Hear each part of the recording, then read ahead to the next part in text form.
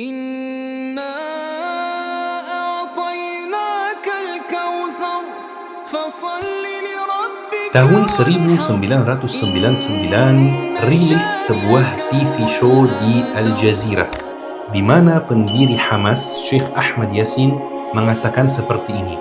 Saya yakin Israel tidak akan bertahan lebih dari tahun 2027. Beliau menyampaikan prediksi ini teman-teman dengan sangat percaya diri. Dan beliau bukan orang biasa. Kalau misalnya yang menyampaikan prediksi ini Muhammad Al-Fuli, biasa saja. Tapi yang menyampaikan prediksi ini adalah Sheikh Ahmad Yassin, pendiri Hamas, satu-satunya kelompok yang melawan Israel di dalam lapangan. Prediksi beliau ini teman-teman bikin dunia sibuk membahasnya. Negara Arab, negara Muslim, bahkan yang lebih menarik lagi, muncul beberapa dari orang-orang Israel yang mendukung statement beliau ini dan mengatakan bahwa statement beliau ini pas dengan apa yang ada di buku suci Yahudi, apa yang ada di Taurat. Dan ternyata teman-teman, apa yang Syekh Ahmad Yassin sampaikan itu ada sumbernya dari Al-Quran, bukan sekedar prediksi saja dari beliau. Ternyata teman-teman, di dalam Al-Quran ada nubuat, ada kabar tentang keruntuhan Israel.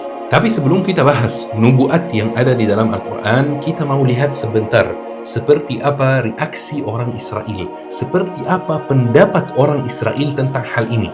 Karena teman-teman, 3 tahun setelah pertemuan TV show ini dengan Syekh Ahmad Yassin, ada sebuah koran politik terkenal di Amerika Serikat, namanya Newsweek. Dan teman-teman pasti tahu bahwa media di Amerika Serikat itu, koran, televisi, dan lain-lain, itu dikuasai oleh orang Yahudi. Koran tersebut teman-teman merilis sebuah cover yang ada bendera Israel, kemudian ada tulisan negara tanpa masa depan. Bahkan ada seorang rabi teman-teman yang bernama David Wise, sangat-sangat terkenal teman-teman, karena David Wise ini merupakan kepala atau ketua dari sebuah organisasi namanya Naturi Karta. Organisasi Naturi Karta ini berdiri di tahun 1935 ini. Tujuan utama organisasi Yahudi ini adalah mencegah adanya negara Israel. Karena menurut Taurat, menurut kitab suci orang Yahudi teman-teman, bahwa Bani Israel itu ditetapkan oleh Tuhan sebagai bangsa yang syatat, bangsa yang diaspora, bangsa yang terpecah belah. Dan mereka tidak boleh berkumpul di bawah satu negara kecuali sampai datang Mesias yang akan kumpulkan mereka di bawah naungan satu negara teman-teman. Dan organisasi ini dibentuk tahun 35 teman-teman, 1935, di jauh sebelum Israel berdiri. Jadi orang Yahudi sendiri, Naturi Karta, mendirikan organisasi ini untuk mencegah adanya Israel. Yang bikin sedih teman-teman, di tahun 30-an, negara-negara Muslim diam, negara-negara Muslim tidur terhadap migrasi Yahudi ke tanah Palestina. Negara-negara Arab waktu itu, dan sayangnya sampai hari ini, sibuk mengejar dunia. Syarif Hussein, Abdul Aziz Al-Saud, dan keturunan Muhammad Ali di Mesir. Sehingga tiba-tiba dibangunkan dari tidurnya yang sangat lelap ini dengan satu kabar, Israel sudah menjajah Palestina, sudah menjajah tanah suci. Pokoknya teman-teman, organisasi ini yang namanya Naturi Karta, salah satu ketuanya yaitu David Wise, dia mengatakan seperti ini. Keruntuhan Israel, saya cuma mengutip dari beliau ya, keruntuhan Israel adalah sesuatu yang pasti akan terjadi. Karena Israel adalah sebuah negara yang menantang firman Tuhan. Sebenarnya teman-teman, pandangan rabi-rabi Yahudi yang religius yang mendukung Palestina itu pas dengan pandangan Al-Quran juga. Allah Subhanahu wa Ta'ala berfirman di surat Al-Isra ayat 104, dan kami berfirman sesudah itu kepada Bani Israel, tinggallah negeri ini syatat, mereka diaspora teman-teman, maka apabila datang janji akhirat, kami akan mendatangkan kamu secara berkelompok-kelompok. Dan teman-teman juga ada sebuah ensiklopedia yang sangat terkenal, punya salah satu ulama muslim yang sangat terkenal juga, namanya Abdul Wahab Al-Misri. Namanya Mausu'at al-Yahud wal Yahudiyah, ensiklopedia agama Yahudi dan orang Yahudi. Tolong teman-teman, kalau antum bisa bahasa Arab, tolong cari ensiklopedia ini karena sangat penting dan akan membantu teman-teman memahami kondisi Israel dan Palestina sekarang. Kata Syekh atau Dr. Abdul Wahab Al-Masairi, Israel adalah negara kolonial yang muncul setelah negara-negara di Timur Tengah diberi kemerdekaannya oleh negara penjajah. Keberadaan Israel di sana menjadi pengganti penjajahan di Timur Tengah, dan Israel dibangun atas support dari negara luar, dibangun atas migrasi dari negara luar. Dan ini benar teman-teman, Israel itu kalau tidak ada support dari negara barat, Israel itu akan sangat lemah. Israel itu bangsanya itu bukan bangsa asli, bukan bangsa pribumi. Semuanya migrasi teman-teman, dan migrasi ini tidak berhenti sampai hari ini. Tetapi masalahnya apa ya? Konsep pribumi beda dengan konsep orang pendatang. Itu beda sekali teman-teman. Pribumi itu tidak akan meninggalkan tanahnya apapun yang terjadi. Kenapa? Karena ini tanahnya, milik dia, milik nenek moyangnya. Sementara orang pendatang yang datang untuk menjajah bukan datang sebagai saudara seperti orang muslim mengunjungi negara muslim lainnya ya. Orang pendatang yang datang sebagai penjajah, dia itu mindsetnya bukan seperti mindset pribumi. Dia itu kalau ada masalah dikit-dikit keluar, kalau ada masalah dikit-dikit kabur, kalau ada masalah pulang lagi ke negara asalnya. Makanya di Israel ada dua hal yang sangat terkenal di sana. Yang pertama, warga Israel itu hampir semuanya punya paspor kedua. Jarang sekali ada warga Israel yang punya satu kewarganegaraan saja. Biasanya mereka punya dua kewarganegaraan. Warga negara Israel dan warga negara nenek moyangnya. Warga negara Rusia, Ukraina, Amerika, Ethiopia, atau kewarganegaraan yang lain.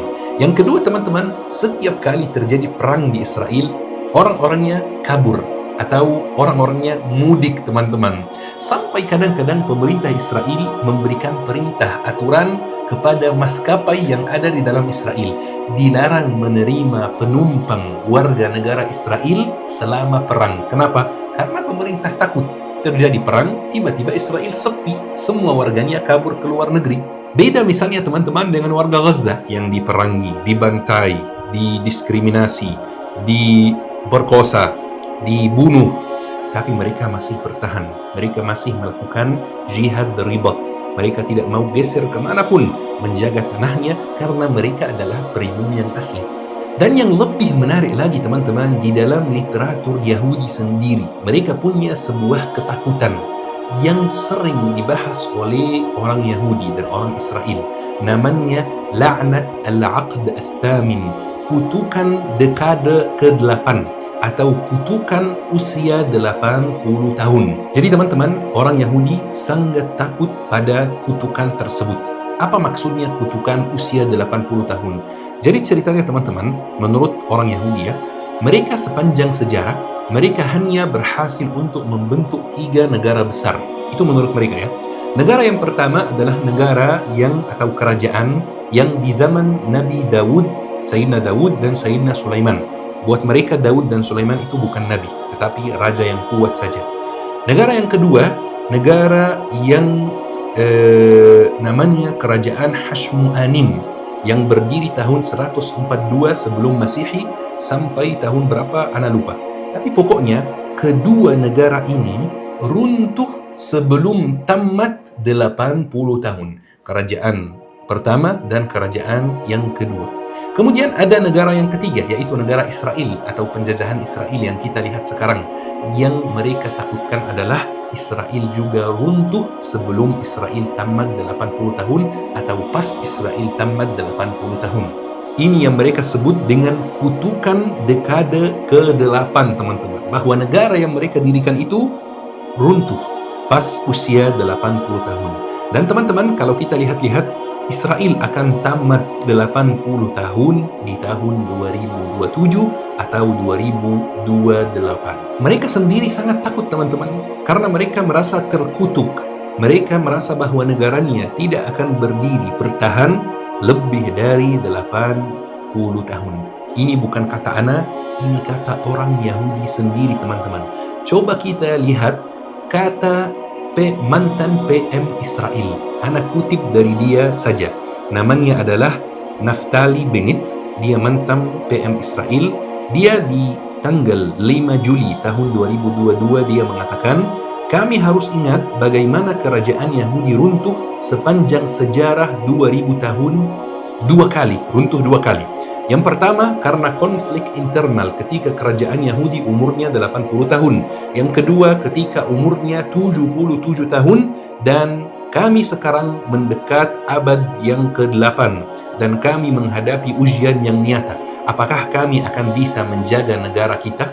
Bahkan teman-teman, mantan Menteri Hukum Israel namanya Gad'un Salar, dia pernah mengatakan Netanyahu akan membawa Israel ke kehancuran Israel. Setiap hari yang Netanyahu habiskan dalam kepemimpinan, maka dia membahayakan masa depan Israel. Bukan hanya dia, teman-teman, mantan ketua Mossad namanya Tamir Fardo di tahun 2023 mengatakan Iran tidak akan menjadi alasan utama Israel runtuh. Tetapi dalam Israel sendiri akan menjadi alasan utama Israel runtuh. Israel dalam musibah besar, dalam masalah besar. Kita sekarang menghadapi ancaman eksistensial utama sejak tahun 1948. Bahkan teman-teman, Prof. Daniel Kalam, itu pemenang Nobel Prize, teman-teman, dia orang Israel. Dia mengatakan, saya khawatir tentang Israel lebih dari rasa khawatirku di perang 1973 ketika Israel melawan Mesir. Saya khawatir tentang masa depan Israel. Ini bukan tanah airku, tapi ini adalah tanah air cucuku. Ini adalah akhir dari demokrasi. Teman-teman, kembali lagi ke statement Syekh Ahmad Yasin. Syekh Ahmad Yasin, bagaimana beliau bisa membuat kesimpulan bahwa Israel akan runtuh di tahun 2027. Jadi di dalam agama Islam, teman-teman, ada aturan yang disepakati oleh semua orang karena aturan ini memang diambil dari Al-Quran. Bahwa setiap 40 tahun generasi berganti, teman-teman. Generasi yang ada hari ini, 40 tahun lagi, khalas sudah berganti. Jadi Syekh Ahmad Yasin mengatakan ada 3 generasi umat Islam. Generasi yang pertama adalah generasi kekalahan, yaitu generasi yang kalah di tahun 1948 saat Israel berdiri. Kata beliau, generasi ini akan berganti di tahun 1988 dengan generasi kebangkitan. Siapa generasi kebangkitan ini? Adalah generasi Hamas sekarang. Ismail Haniyah, Yahya As-Sinwar, Syekh Ahmad Yasin sendiri. Kata beliau, 40 tahun kemudian dari tahun 40 tahun kemudian dari tahun 1988, generasi akan berganti lagi dengan generasi kemenangan. 40 tahun setelah tahun 1988 berarti tahun 2027 atau 2028, teman-teman. Dan ini apa yang kita lihat, teman-teman. Generasi kebangkitan itu mulai syahid. Ismail Haniyah, Yahya As-Sinwar, Muhammad Al-Dhaif, Syekh Ahmad Yasin, Ar-Rantisi dan lain-lain. Semuanya mulai syahid. Dan generasi kemenangan pelan-pelan naik, teman-teman. Syekh Ahmad Yasin juga berkata, teman-teman, bahwa keruntuhan Israel itu tidak ada hubungannya dengan kekuatannya. Israel bisa runtuh pas sangat kuat. Karena Syekh Ahmad Yasin menyampaikan satu ayat yang mungkin kita pernah baca berkali-kali di dalam Al-Quran, tetapi jarang sekali kita tadabburi ayat ini. Jarang sekali kita merenungkan perintah Allah Subhanahu wa ta'ala. Di surat Al-Hashr, Allah Subhanahu wa ta'ala berfirman, kalian menyangka bahwa mereka tidak akan keluar, musuh itu ya, dan mereka pun yakin bahwa benteng-benteng mereka dapat melindungi mereka dari azab Allah. Israel kuat dan tidak bisa dikalahkan ya. Maka Allah mendatangkan kepada mereka hukuman dari arah yang tidak mereka sangka-sangka. Akan terjadi sebuah peristiwa yang bikin mereka tiba-tiba lemah, teman-teman. Dan Allah menanamkan rasa takut dalam hati mereka. Mereka kalau ada masalah, dikit-dikit kabur ke luar negeri, tidak mau menjaga tanah yang mereka jajah ini. Mereka merobohkan rumah-rumah mereka dengan tangan mereka sendiri dan tangan orang-orang mukmin. Mereka menyerangi Gaza, maka Gaza membalas. Iran membalas, yang lain membalas. Mereka merubuhkan rumah-rumahnya sendiri yang mereka bangun sejak tahun 48. Maka ambillah pelajaran, wahai orang-orang yang mempunyai pandangan. Fa'tabiru ya ulil absar. Ayatnya tidak perlu penjelasan, tidak perlu tafsir, hanya punya hati yang bersih, yang siap untuk menerima perintah Allah Subhanahu wa Ta'ala. Teman-teman, waktunya kita menjawab pertanyaan yang paling utama di dalam kajian kita hari ini. Apakah Israel akan runtuh di tahun 2027? Jawabannya teman-teman, tidak ada yang tahu. Yang pasti sudah dekat sekali keruntuhan Israel. Yang pasti kemenangan sudah sangat dekat. Yang pasti Israel itu akan segera roboh, runtuh, dan Palestina akan segera merdeka. Bisa di tahun 27, bisa di tahun 29, bisa di tahun 30, bisa di tahun 35, bisa di tahun 50. Kita tidak tahu, tidak bisa memastikan kapan, tapi yang pasti sudah sangat dekat. Dulu, Ana mengatakan mungkin generasi Ana ini, orang yang seumuran dengan Ana, tidak akan bisa melihat Palestina dalam keadaan merdeka. Mungkin anakku bisa, mungkin cucuku bisa. Tetapi setelah peristiwa-peristiwa yang Ana lihat di sekitar Ana ini, teman-teman, Ana hampir yakin 100% bahwa insya Allah generasi kita ini, orang-orang yang seumuran dengan Ana, insya Allah akan melihat Palestina merdeka, akan melihat Palestina menang, akan melihat Israel runtuh, teman-teman. Ana nggak tahu pas kita ini umur berapa, tapi insya Allah semoga Allah Subhanahu wa Ta'ala memberikan kita kesempatan ini. Perang ini sudah di fase terakhir, teman-teman. Penjajahan ini sudah di fase terakhir. Kenapa? Karena Israel sendiri banyak perpecahan di antara mereka. Dan salah satu sunnah Allah, teman-teman, bangsa yang terpecah belah akan kalah, bangsa yang menang akan, bangsa yang bersatu akan menang. Dulu Israel bersatu. Israel itu, Yahudi itu tidak satu pandangan, teman-teman. Ada Yahudi yang sekuler, ada yang Yahudi yang religius.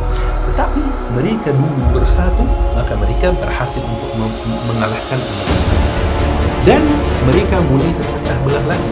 Sekarang teman-teman, Yahudi yang sekuler, yakni banyak masalah dengan Yahudi yang beragama. Dan dikit-dikit pemilu dibatalkan, dikit-dikit pemilihan DPR dibatalkan. Bahkan teman-teman di dalam Israel, dalam 7 tahun terjadi 6 pemilihan umum. Kenapa? Karena keluar hasil pemilihan diprotes oleh warga, bahkan dibatalkan, yang diulangi lagi. Ada ketidakstabilan di dalam Israel sendiri. Dan di dalam Israel juga orang miskin semakin hari semakin miskin, orang kaya semakin hari semakin kaya. Orang Yahudi sendiri dalam Israel tidak mendapatkan perilaku yang sama dari mereka. Orang Yahudi dari keturunan Eropa itu nomor 1. Orang Yahudi keturunan Timur Tengah nomor 2. Orang Yahudi keturunan Afrika nomor 3. Tidak dikasih banyak lowongan kerja, tidak dikasih uang, tidak dikasih bantuan dari pemerintah. Kesimpulannya teman-teman, ini kesempatan umat Islam untuk bersatu. Ini kesempatan kita teman-teman untuk mulai mengkontrol perpecahan yang terjadi di dalam umat Islam. Karena kalau kita bersatu, kita insya Allah kuat. Wa'tasimu bihablillahi jami'an wa la tafarraqu. Berpegang teguh pada tali Allah dan jangan terpecah belah. Pesan anak teman-teman 2. Yang pertama, perbaiki diri sendiri, dekatkan diri sendiri kepada Allah Subhanahu wa Ta'ala. Perbaiki sholatmu, perbaiki ibadahmu, perbaiki pengetahuanmu, banyak baca, banyak belajar, banyak menuntut ilmu, karena antum dibutuhkan oleh umat Islam. Nomor 2, jauhi siapapun yang memecah belah umat Islam. Jauhi siapapun yang mengungkit-ungkit perbedaan. Jauhi siapapun yang mengungkit-ungkit masalah khilafiyah dalam fiqh. Jauhi siapapun yang mengungkit masalah khilafiyah dalam aqidah. Jaga persatuan umat Islam. Ini bukan waktunya membahas masalah khilafiyah. Ini bukan waktunya membahas aliran dan kelompok dan pandangan yang berbeda. Ini waktunya menjaga diri sendiri, menyatukan diri sendiri, dan menjaga tanah suci kita yang dijajah oleh Zionis. Teman-teman yang dirahmati oleh Allah Subhanahu wa Ta'ala, ayo kita akhiri kajian hari ini dengan doa kafaratul majlis. Subhanallah wa bihamdik, asyhadu an la